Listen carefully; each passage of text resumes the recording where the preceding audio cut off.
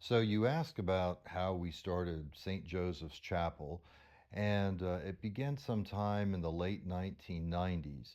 And the genesis of it was our youth group at St. Luke's in Belton.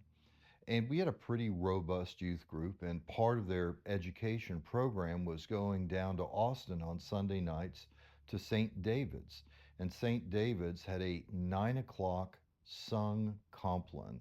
And it's a very old church, very mystical, and lots of candles burning and lots of incense in the air. And their choir would chant the Compline office in English and Latin. And some people say teenagers don't have a soul, but they do.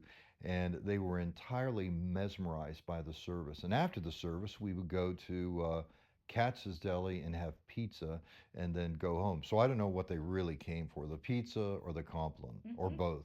But it was great camaraderie.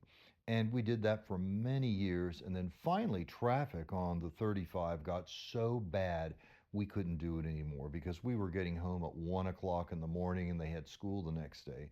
So the idea hit on me. I had recently inherited this property and we had this shed in the backyard, and it was little more than a storage shed. And so my grandparents were deeply religious people, not in the modern sense, but more in the 19th century sense, very quiet, but very faithful.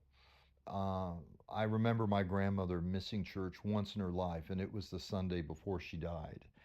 And so I thought, I came up with this idea to convert the shed, the storage building, into just a small chapel.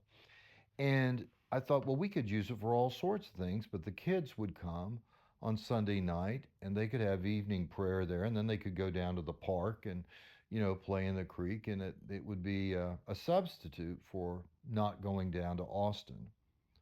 And so that's how it began.